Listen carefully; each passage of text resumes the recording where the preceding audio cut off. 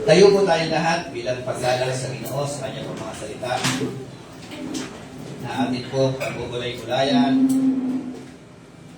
Open our Bible in the book of Proverbs, Kawikaan, Kapitulo 1, talatang 1 hanggang talatang 7. Ito po ang atin pong matutunghayan sa Tagalog version. Ang mga kawikaan ni Solomon na anak ni David, hari ng Israel. Sa pamamagitan nito, ang tao'y magtatango ng karunungan at pag-unawa sa mga salitang puno ng aral sa buhay. Itinuturo nito ang matuwid na paraan ng pamumuhay, katuwiran, katarungan, at katapatan.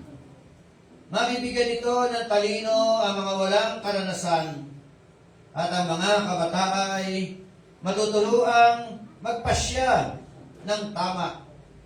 Sa pamamagitan nito, lalong tatalino ang matalino at magiging dalubhasa ang kakaunti ang kaalaman. Sa gayon, lubos nilang maunawaan ang mga kawikaan. Gayon din ang palaisipan ng mga marurunong. Ang paggalang at pagsunod kay Yahweh ay pasimula ng karunungan. Ngunit walang halaga sa mga mangmang ang aral at mga saway. Tayo kong lahat ay sa dalingin mo ko at manalangin. Purihin ka, aming Diyos na dakila, sa umaga pong ito. Salamat dahil ang aming mga panyapak ay iyo pong ibinako sa lugar na ito, Panginoon, upang kami ay magkaroon ng sama-samang pananambahan, sama-sama mga pagpupuri, sama-sama mga pagkakaloob, sama-samang manalangin, sama-sama, Panginoon, na maramdaman ang pagmamahala ng isa't isa. At higit sa lahat, sama-sama na maranasan namin ang iyong pagmamahal, yakap sa bawat isa po sa amin. Hayaan mo po, Panginoon, na habang binubulay-bulay po namin ang iyong mga salita na siya pinakapagkain namin sa araw na ito. Ikaw ang siyang gumalaw, ikaw ang siyang kumilos. Buksan mo po ang puso ng bawat isa po sa amin at gamitin mo lamang po ang iyong abang lingkod bilang taluyan ng iyong mga salita. Sa iyo po namin ibinabalik ang kapurihan, ang kaluwalhatian, ang kadakilaan. Ito po ang aming samo at panalangin sa pangalan ng aming Panginoong Hesukristo. Ang lahat po ay magsabi ng Amen at Amen. So,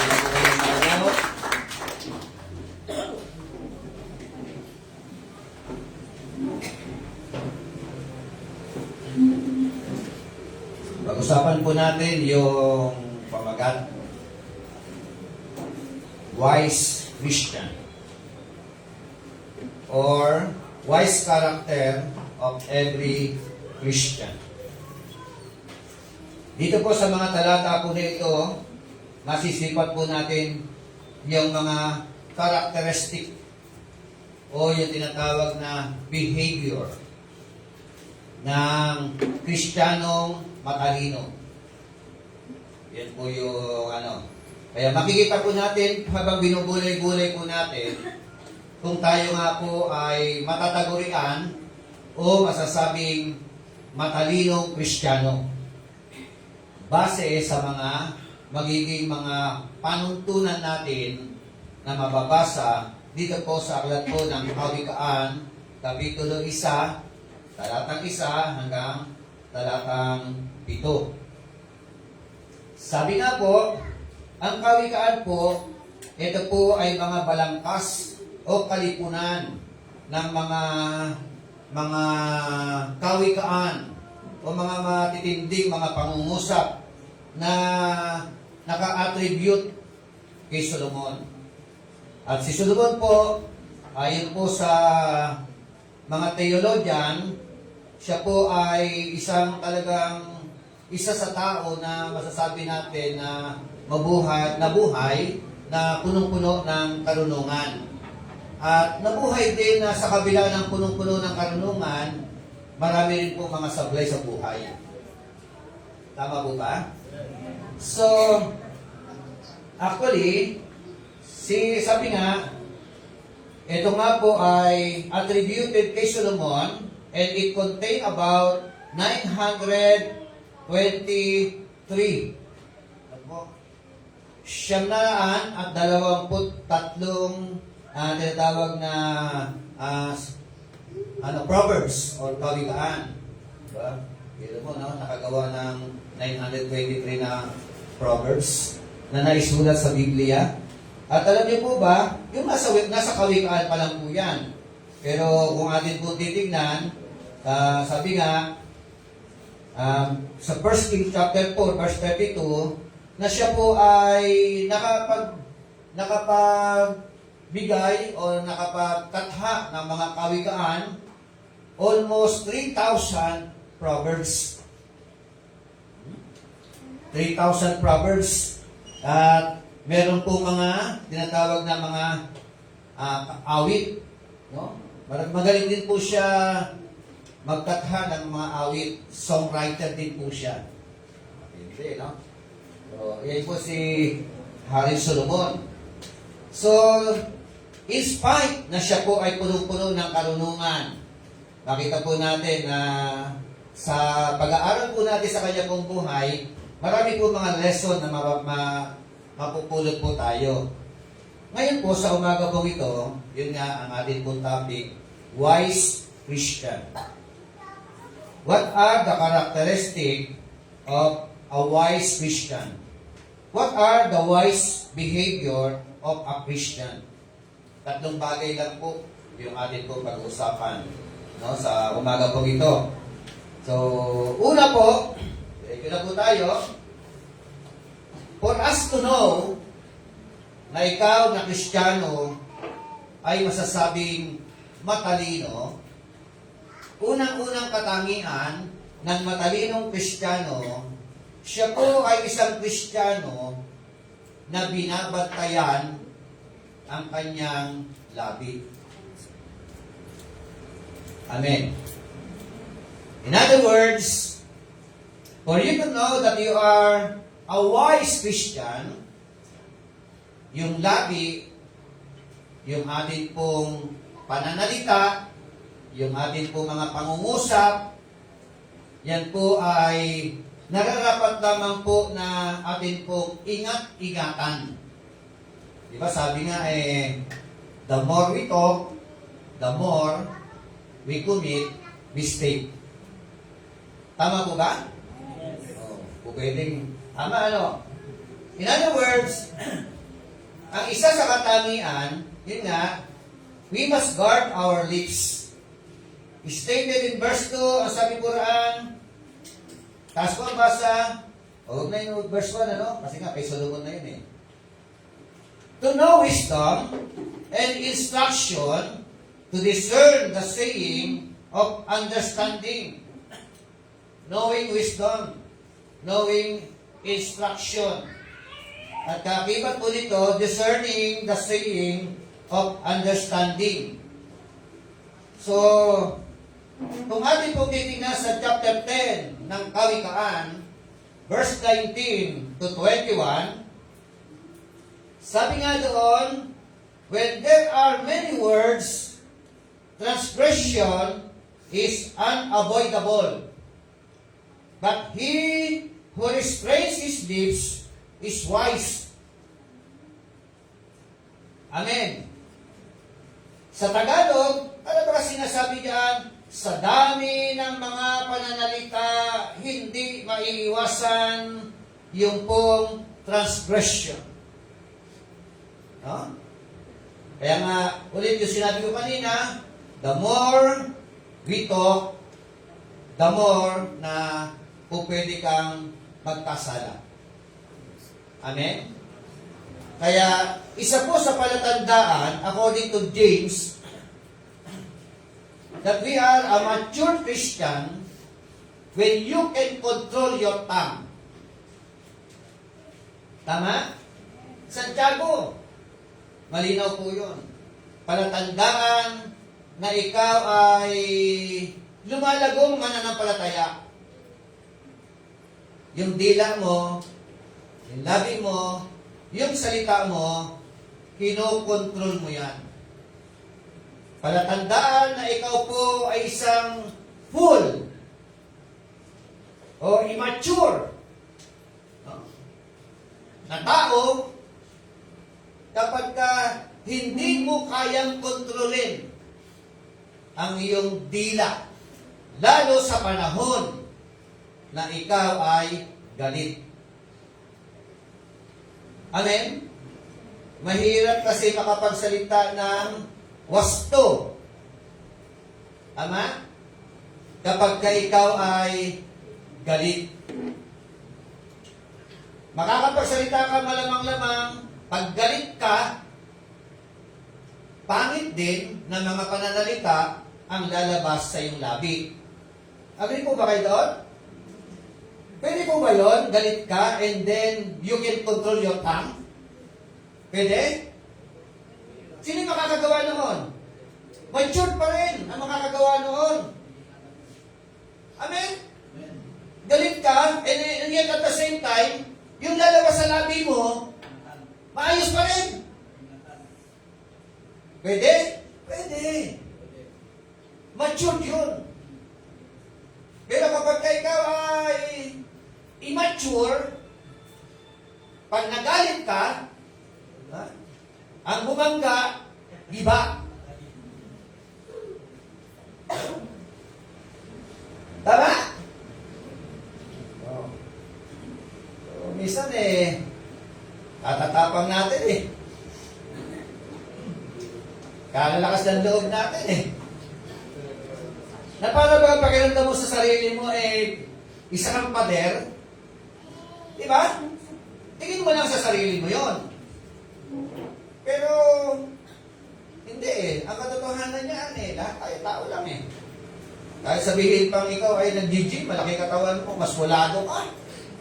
Diba? Okay, marami kang backer. Pag nagalit yung maaway mo sa'yo, yung inaway mo, o yung nakagalit mo, sambala ka lang. Tama mo ba? Are you with me? So, sabi nga ng talatang 20, the tongue of the righteous is as choice silver, the heart of the wicked is worth little. Amen. Ang dila ng mga matutuwid, ng matuwid na tao, ito lang po ay para bagang yung pagpili ng isang pilak. Amen? Pero, yung pong puso ng mga makasalanan, ito po ay masasabi po natin na punong-puno ng karumihan.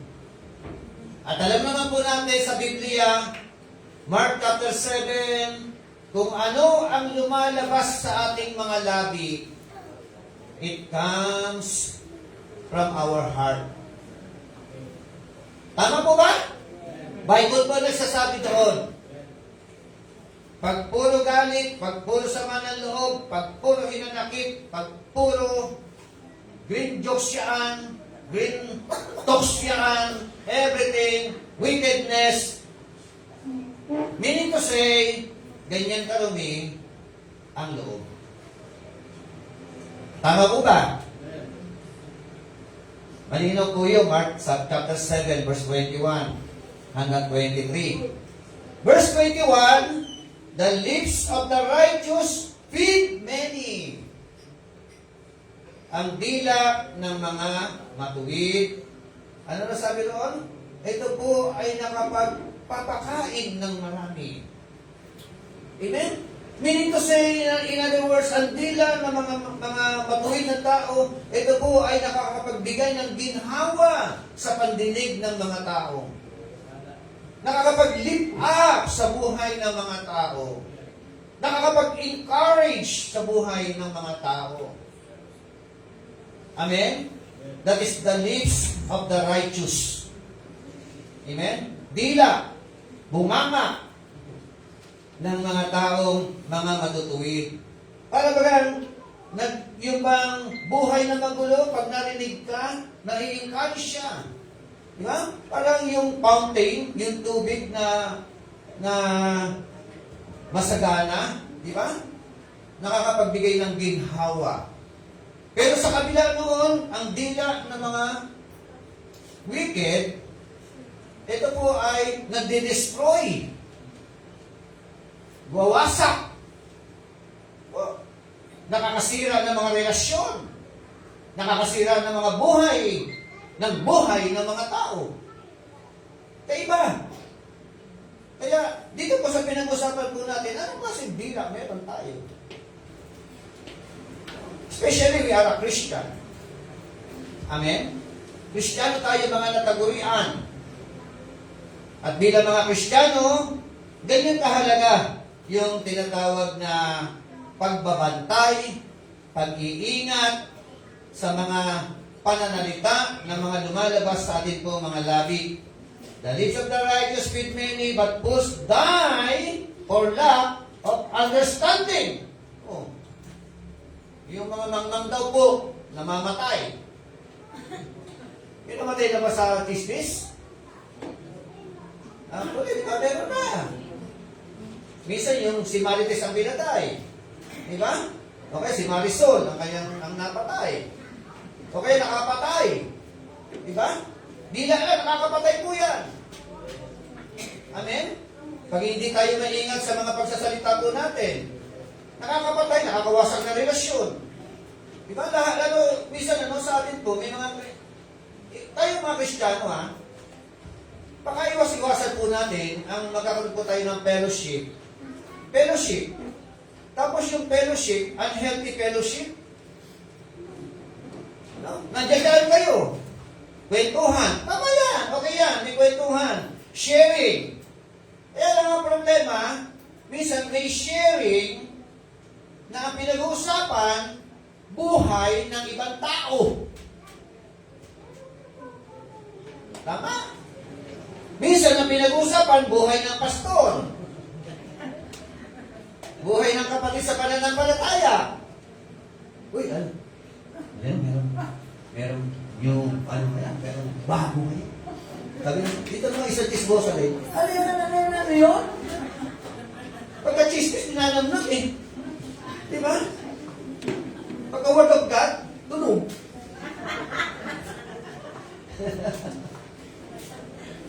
Di ba? Ano yung sermon ko na nakaraan? Hindi mo makakaalam. Walang puklasa na ba? Ano yung preaching ko na nakaraan? Na Sunday. Hindi nakakaalala.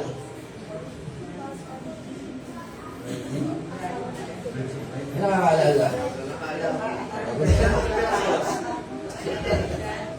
Pero kay Yulo, alam niyo ha? Ha? Kompleto, okay? Bridegroom pa dyan. Sa Bibles ko lang yan, sila Steros. Sila Stepnor, ano? Alam nila, pag nagtanong ako dyan, pag nagtanong ako, ayoko ng sagot ng incomplete. No? At pag nagtanong ako, ang gusto kong sagot, yun laman ng utak ko. Ganun eh. Pagka hindi yung laman ng utak ko ang sinagot ninyo, tama yan para sa inyo. Pero ang gusto kong sagot, yung nasa utak ko. Sa Bible, ganyan. Diba? Subukan nyo mag-aral sa Bible school. So, ano yan? The friend of the bridegroom. That is our topic na nakaraan. Ano? Okay, gawin natin. Sabi nga po, lip service is cheap when compared to like service.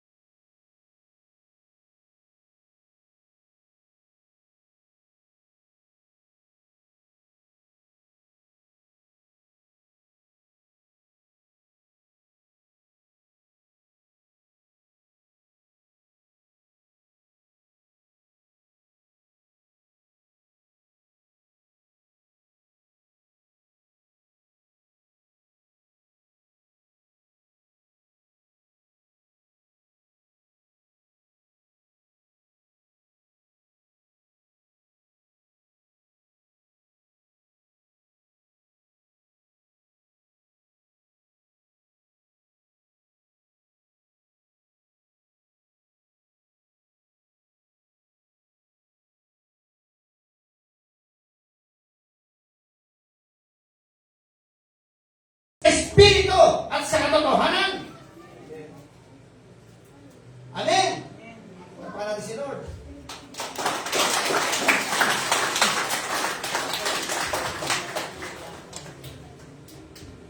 Life service.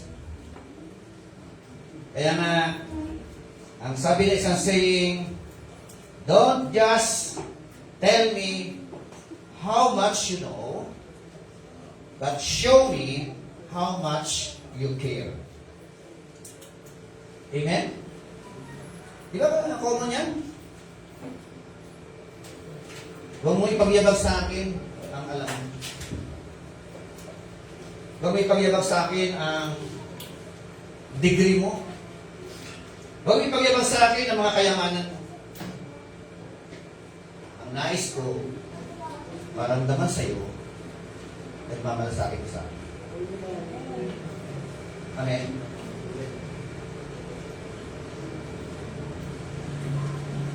Yumaman ka nga. Dumami ari-ari na. Hawa buhay. Tapos puro kapag mamalaki. Ito, meron yung mga samang like. Pag nakasama, puro kwento, puro yan. Hindi mo na maramdaman. At hindi nila may paramdam sa mga, lalo higit sa mga kapwa nila na nangangailangan. Yung caring baga ang mas mahalaga. Amen? Caring. Maramdaman ka talaga na nagmamalasakit ka. Yun. Bumubuo ang relasyon. Amen? Hindi ka makakapag-establish ng relasyon sa yaman. Tama po ba? Kung pangit naman ang ugali mo. Kung pangit naman ang pakikitungo mo sa kapwa mo. Wala ka ma-establish na healthy relationship. Lalo na nalalayo. Amen po ba? So, di ba sabi nga rin ng Bible, yung kayamanan ninyo gamitin din sa pag-rate ng mga kaibigan. Tama? We can use our resources to create more friends. Amen? Okay. Words can help, powers to heal, power to comfort, power to deliver, or in a negative way, power to destroy. Hello? Ang mga salita po natin po pwedeng maging instrumento ng kagalingan. Gumagaling yung mga nakakarinig. Amen? Pwede maging instrumento ng kaaliwan. Hello? Or pwede maging instrumento ng deliverance. Huwag naman sana na maging instrumento ng ikakawasak ng buhay ng ibang tao. Amen?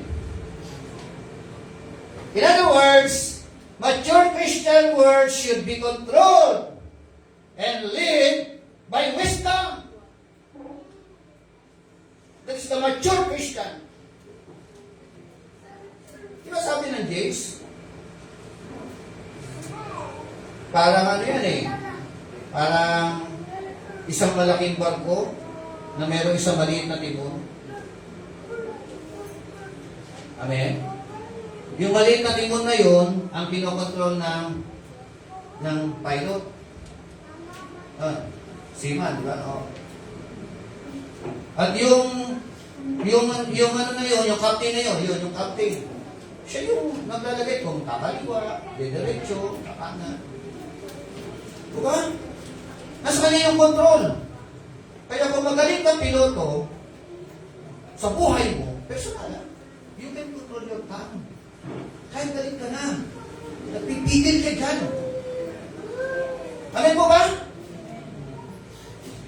Hindi yung pag nagalit ka, mulalas lahat Nagulo yung bahay. Ano nga gano'n? Bigla na gano'n, nakikatulong digma ang pagdaigdig. Nagalit ka sa asawa mo. gawain mo na nakatakot-takot. Hindi mo nahimik ka muna, magbulay-bulay. Pag sumunod pag-pray, mas malaki po magagawa ng prayer. Tama po ba? Totoo lang po hindi nyo mahamuha sa pagalit eh. Yung dadaan niyo sa galit, lalo na kayo makasal yun. Gusto mo kayo establish ang relationship. Healthy. Yung baguhin niyo yung sistema. Di ba? Hindi mo makakuha sa pagalit, baguhin mo. Lord kay Lord, panalangin kay Lord. At ikaw mag-establish the relationship. Magmumulat ka, magbabago rin ang approach sa'yo ng asawa mo. Tama po ba? Wala po. Wala. Personalan ko. So, a person who does not guard and control the tongues is an undisciplined person. Hello? Ang isang tao raw na hindi marunong magbantay at hindi marunong mag-control ng kanyang dila, ang tao raw po na yan ay kulang na disiplina sa kanyang sarili. Amen? Yan ang unang puntos. Guard our lips. Guard your lips. If you are truly a matured Christian, you can guard and control your lips. Amen? Pangalawa, yan pa rin sa verse 2, to know wisdom and instruction, to discern the saying of understanding. Sabi ron. In other words, second point is all about guard our learning.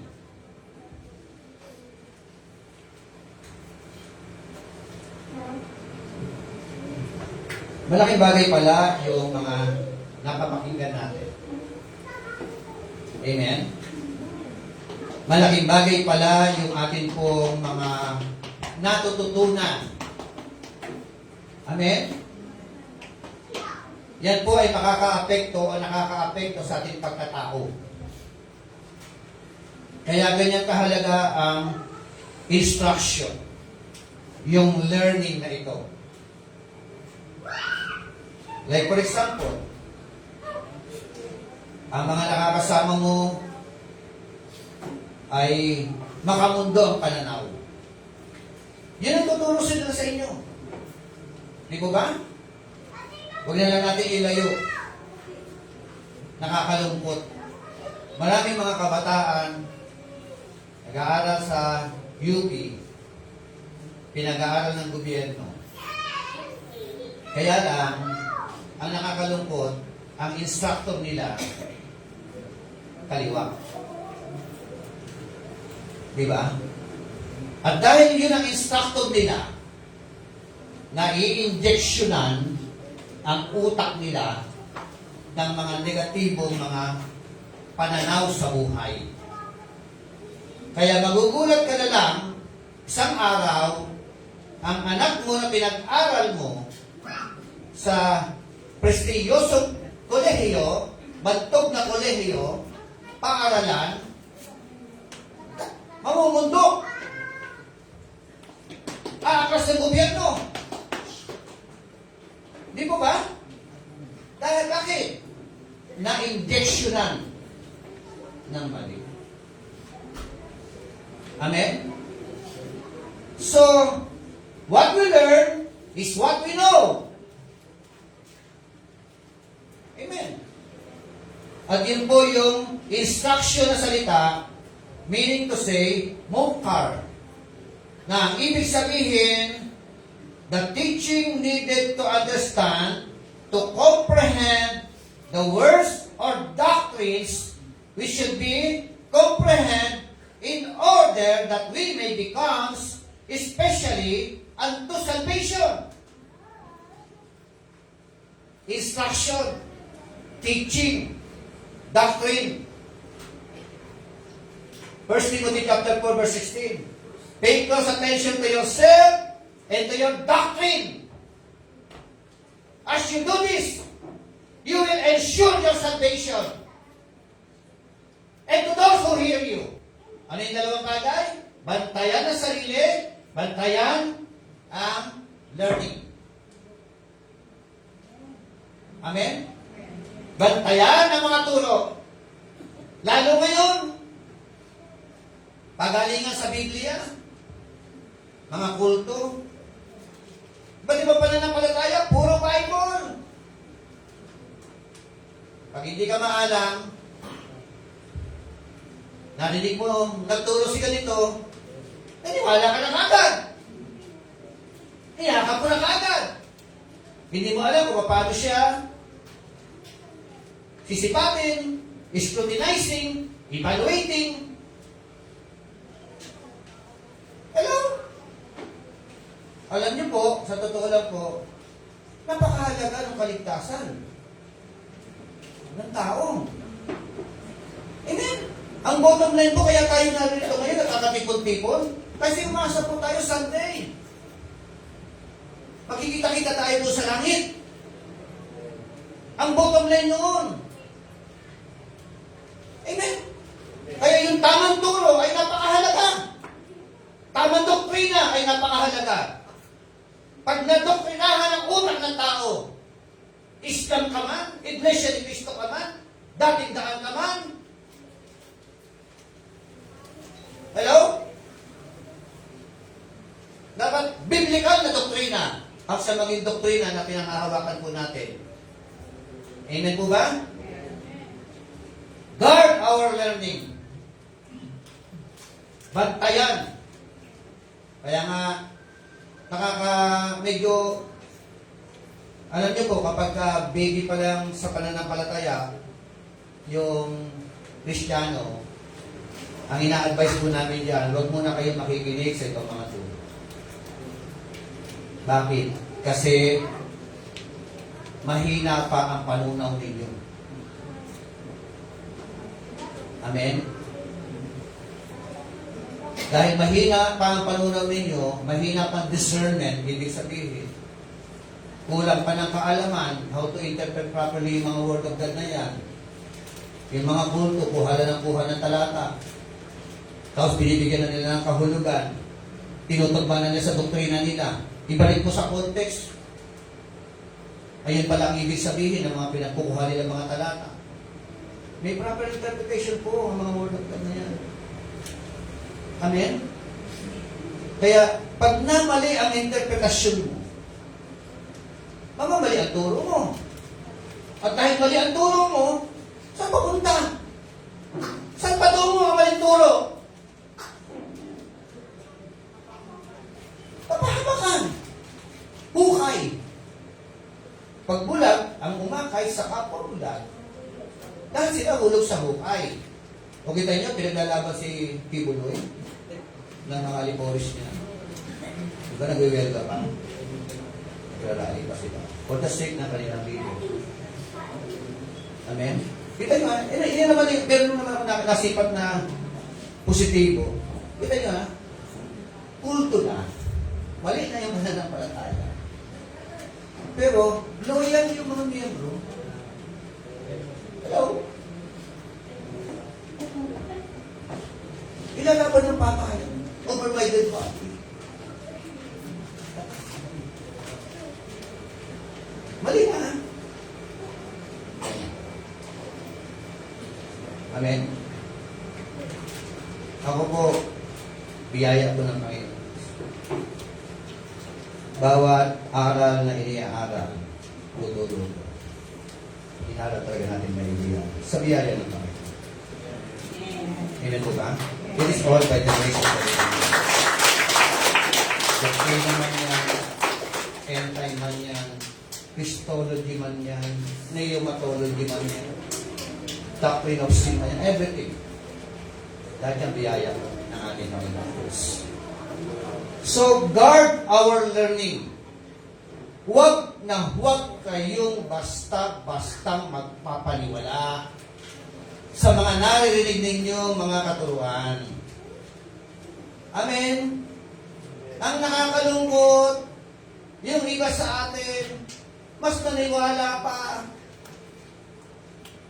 Doon sa narinig nila sa radyo, sa TV, napanood, nabasa. Hindi man lang nagtanong kay pastor. Nagtungkol, nagumuha na ng doktrina. Mas pinaniwala, mali ka, pastor. Bishop Roque, mali ka. Tama. No!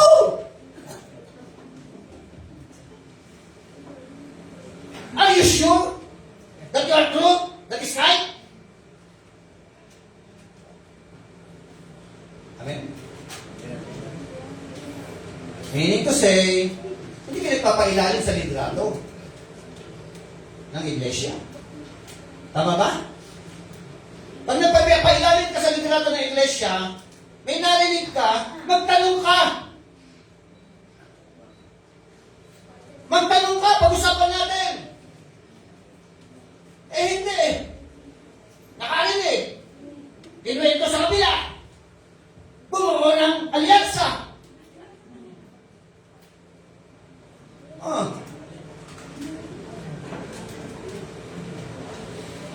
Ay, nako. Huwag ganon. Balik. Sa totoo lang po, ako po, kami po nila Pastor Pel, ang Pastor Pete. Kami po ang itinalaga ng Diyos sa kapakanan ng inyong mga kaluluwa. Tama? Biblikan po yan. At dahil kami ang itinalaga ng Diyos sa kapakanan ng inyong mga kaluluwa, kami po ay mananagot sa Diyos na nagtalaga sa amin. Para sa inyo. Kaya kung mali ang ituturo namin dito, kami naman nanagot kay Lord. Sagutin namin, bawat turo, bawat doktrina. Pananagutan namin yan sa Panginoon. Diba sa Santiago 3:1, huwag nyo asamin na kayo maging mga tagapagturo. Bakit? Kasi ang mga tagapagturo ay higit ang hatol sa mga tinuturuan. Istrikto ang hatol sa mga nagtuturo. Ganyan ako katakot eh. Ganyan ako natatakot. Kaya bago ko bitawan, bago ko ibaba ang turo na ito, inalam ko yan. Siniyasan ko yan. Tinignan ko yan. Ano sinabi ni Matthew Henry dyan, ni Dex dyan, ni Wesley dyan. Ngayon gumawa ko ng sarili. Ito. Hello? Learning kasi napakahalaga. Di ba? Instruction napakahalaga. Teaching napakahalaga. Di ba? Tingnan niyo yung mga grupo nila. Kung ano yung leader. Nagmumura yung leader, nagmumura yung mga miyembro. Nakipag-debate sa kanila, sasabihin, gago ka. Oh. Okay na sa kanila yung magsalita ng ganun. Tama mo ba yun? So kung gawin sa kakakausap mo yun, sabihin mo yung salita na yun, di ba hindi kasi pinag-usapan natin, guard our lips. Bagdayan mo yung lalabas sa labi mo. Makaka-destroy ba ito ng isip ng mga tao? Puso ng tao, magagalit pa sa'yo? Pag magagalit yan, magdi-destroy yan, walang. Hindi depende sa pay. Pinanap pa yung missionary ng salitang ganun. Instruction, mga kapatid. Sabi nga, telling detailed information, how something should be done, teaching that covers what is needed to understand, to comprehend the words or doctrines which should be understood unto salvation. Amen? Meron pa akong 20 minutes, ha? Alas 12. Alas 12 lang ba ako? So, in other words, sabi nga, spiritual leaders should seek to know their source of learning. Amen? Should seek to know their source of learning. Kaya kapag kami pinapasok ng turo sa galingan, saan mo na pulot yan? Sino author niyan? Ha? Ganun eh. Tapos minsan, ito pa, yung mga ibang quote-unquote na mga quotation ng mga theologian, hindi ba lang in-scrutinize? Di ba? Sipatin mo rin. Ako kinukot ko kay MacArthur, kinukot ko din yan eh. Pero sinisipat ko yung mga sinasabi niya. Hindi lahat na sinabi niya. Di ba? May kalayaan tayo, may karapatan tayo to evaluate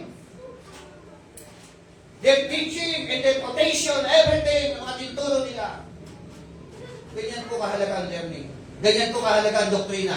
Tingnan nyo, ang mga punto pa rin, yung mga pananampalataya na inuuna nila, indoctrination. Indoctrination. Doktrinahan yan. Kasi nga, pag na-doktrinahan, wala. Yun na yun. Tayo mga mananampalataya, mga born again Christian, sabi nila, puro tayo Christian living. Pagdating sa Christian living, magaling tayo. Pero pagdating sa doktrina, statement of faith, kaya niyo ba yung depensa?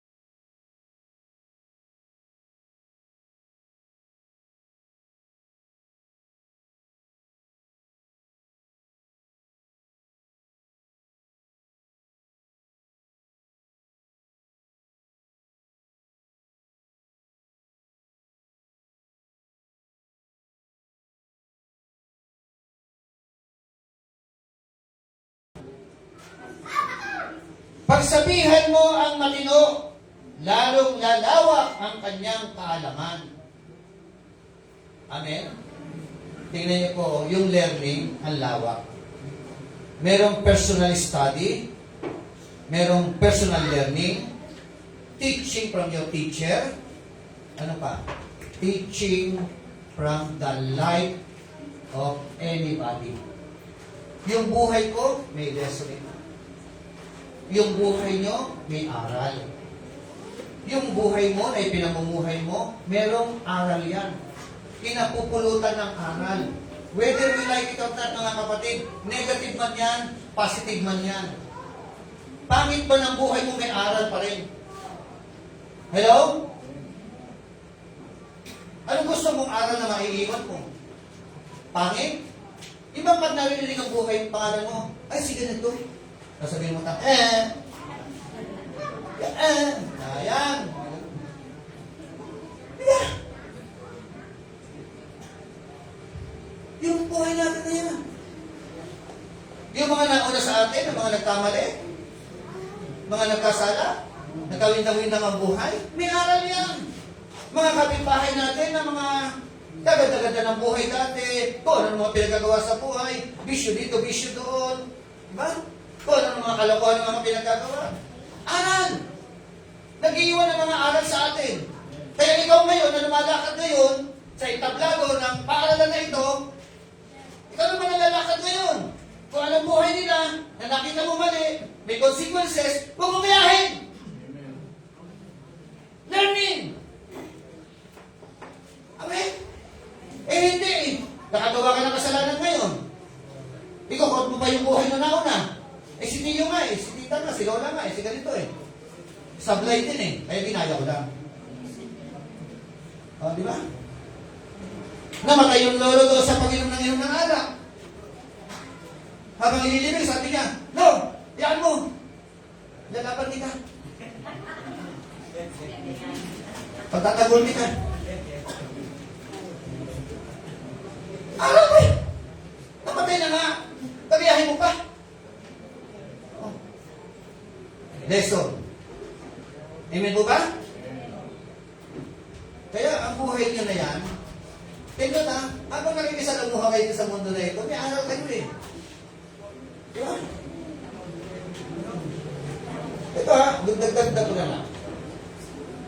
Minsan meron tayong mga gathering, kainan. Alam niyo po ba, sa panahon ng kainan na yan, nakakita ng ugali. Hello? Nagkakakita ng ugali.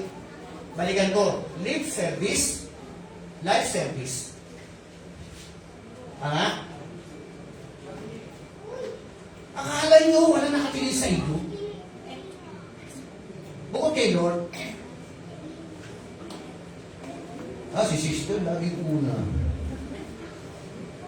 Hindi nagpapahilig. Minsan, yung mga elder pa, nakipag-unahan, nakipag-agad. Parang nauubusan pagkain. Hindi pa ako gusto na maging practical, na maging totoo sa inyo. Part of Christian ethics po yan. Ethics. Di ba?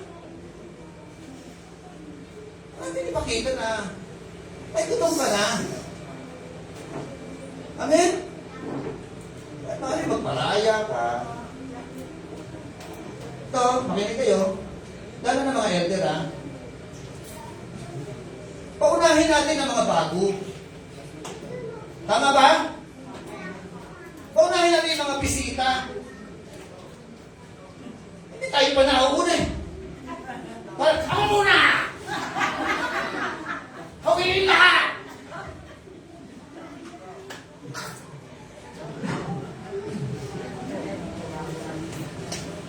Ay, nako. Hindi niya alam, may nakatingin. Namamasdan. Sumandok ka. Para sa'yo. Pero pag extra, gabundok kasi ng dog mo. Saan yan? Para kanina yan? Pagkain lang yan? Mamaya wala naman tayong pagkain, di ba? Nagpabili ka? Baka na magkasubukan na naman tayo. Nakita naman tayo. Hindi ba tingnan nyo, no? Hindi ba tayo pwede maging disente kahit gutom? Hello? Pwede ba yun? Maging disente ka kahit gutom ka? Huwag ka magpahalat ang gutom. Baka mamaya wala na tumayo. Hindi lang papahalat. Sabi ni Miss Bishop, that is my point, di ba? Napakahalaga po yung pong pinag-usapan po natin. Okay. Ito yun, napunta doon na pa. Bahala kayo, pahingalin nyo, hindi. Para sa ikatututo po natin yan. Magkukonklud na po.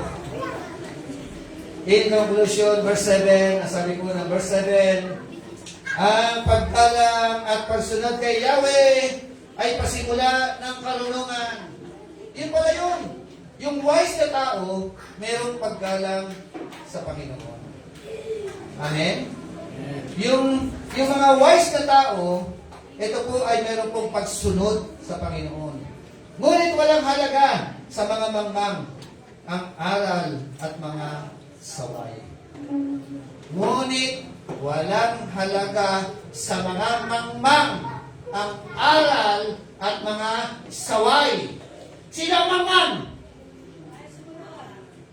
Sino ang mangmang? Ang mga mangmang nakapakinig ng aral, hindi pinapahalagahan. Magkakaalam. Di ba?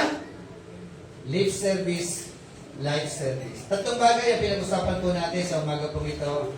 What are the three wise behavior of wise Christian?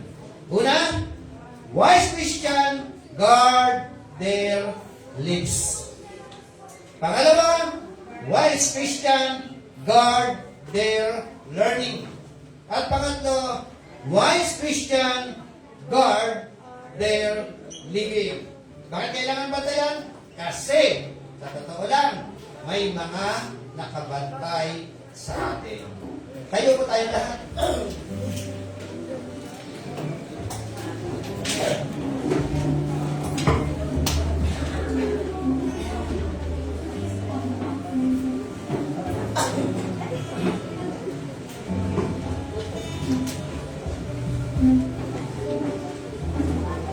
Nais po ng Panginoon na tayo po ay masumpungan ng mga Kristiyano, mga matatalino.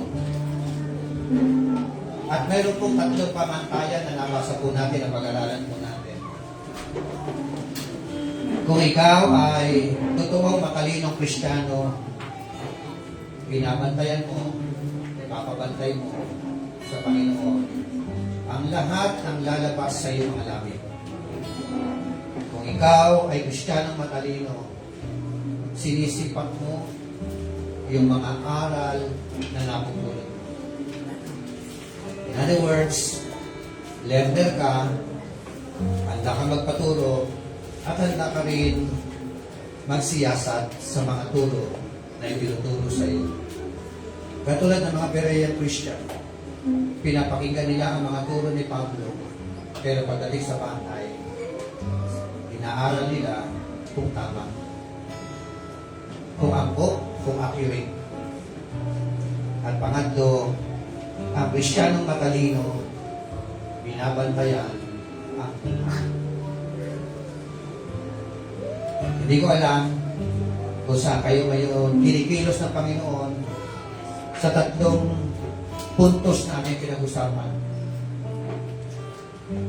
Saan ka dyan mahina, si Lord lang at ikaw lang siya makakaalam. Buhay ba? Turo ba? Tila ba? Hingin natin ang banal na presensya ng Panginoon na gumalaw at tumiro sa ating kapalagitnaan. Hallelujah. Purihin ka, Panginoon, sa umaga po ito. Salamat po dahil ang mga salita mo, Panginoon, ay tunay nga po na higit pa sa tabak na magkabila ay talino. Tumatalo sa kasukan hanggang sa utak sa buhay. Nakita po namin, Panginoon, sa katotohanan po ng iyong mga salita. Yung po mga mangmang na tao nakakapakinig ng aral, pero hindi nagiging masunurin sa aral. Ang aming panalangin, gawin mo po kami mga taong matalino na handang matuto, handang tumupad, handang gumanap ng mga aral na itinuturo mo po sa bawat sampu sa amin. Santong Espiritu, ikaw lamang po makapagbabago ng buhay namin. Tanggalin mo po ang mga yabang, pride sa buhay namin. Help us, Lord, to become teachable, humble, available. Lord, sa iyo po pinagkakatiwala ang bawat isa. Hindi ko po ito salita, kundi salita mo po ito, Panginoon, ay binigay ko po sa iyong lingkod upang may bahagi sa amin pong kalagitnaan. Hallelujah. Habang umaawit po kami, let the anointing power of the Holy Spirit of God be upon each and every one of us, Lord.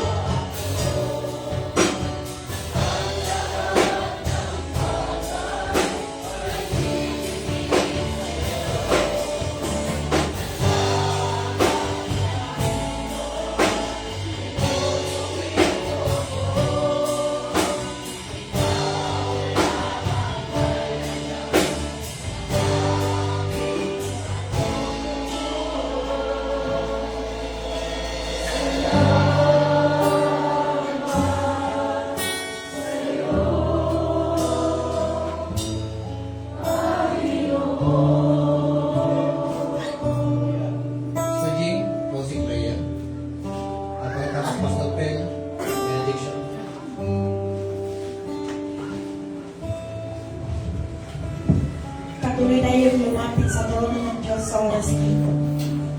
O dakilang Ama namin na sa langit, patuloy kami, O Diyos, magpapasalamat sa iyong kadakilaan sa oras na ito, Panginoon, ang aming pananampahan. Patuloy kami nagpapasalamat sa pagbabangon ng iyong salita sa kalagitnaan ng gawain mong ito, O Diyos. Salamat, Panginoon, sa patuloy mong pagpapaalala sa amin, Panginoon, na Ikaw, O Diyos, ang may kontrol ng lahat ng aming buhay, Panginoon. Sa masama man ito, sa mabuti, sa kasiyahan at kalungkutan man ito, Panginoon, sa kasaganahan at sa kasalatan ng Panginoon, Ikaw ang Diyos na may hawak ng lahat ng ito, Panginoon. Salamat, O Diyos, sapagkat inaalala mo sa amin na sa kalagitnaan ng mundong ito, Panginoon, dapat kami magbantay ng aming mga pamumuhay. Dapat kami magbantay ng aming pag-iisip.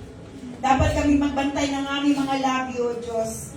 Panginoon, hindi namin magagawa ang lahat ng ito kung Panginoon, malayo kami sa iyo, O Diyos. Kaya't ang tulong mo, Panginoon, sa aming buhay, Panginoon, ay kailangan namin bawat araw. Upang, Panginoon, Ikaw po, Diyos, ang mga patuloy na mga laga ng aming mga bibig, ng aming mga kaisipan, upang kami, Panginoon, araw-araw ay matuto ng iyong katuruan, O Diyos. At Panginoon, tulungan mo kami sa bawat araw ng aming pamumuhay, Panginoon. Kung mga nakikita mo, Panginoon, kung kami lumili sa iyong kalooban, sawayin mo kami, Panginoon.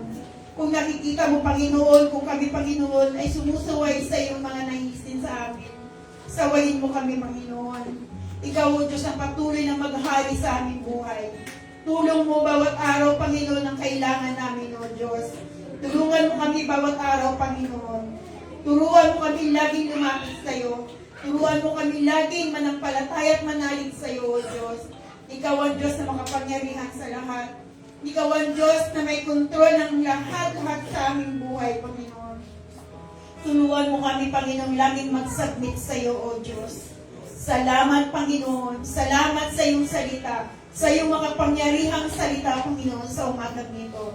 Nawa, Panginoon, sa pansamantala namin pag-ihiwa-hiwalay, Panginoon, at sa pag-uwi ng aming mga tahanan, dala-dala namin ang kapangyarihan ng iyong salita sa aming buhay, O Diyos. Dala-dala namin ang kalakasan na sa iyo lamang nagmumula. Dala-dala namin ang karunungan na ikaw lamang ang makapagbibigay sa katulad namin mga mangmang, Panginoon. Tulungan mo kami, Panginoon. Samahan mo kami sa aming pamumuhay bawat araw. Panghawakan mo ang aming mga buhay, ang aming mga kaisipan, ang aming mga katawan, Panginoon. Ang i-increase mo, Panginoon, at dagdagan at bigyan kami ng karunungan. Ikaw lamang, O Diyos, ang makapagkakaloob. Salamat, Panginoon. Maraming salamat. Ang lahat ng ito, O Diyos, ay sa iyo lamang namin marapat ibigay at ibalik. Ang kapangyarihang ito, ang kaluwalhatian at pagsasalamat sa tanging pangalan ng iyong anak na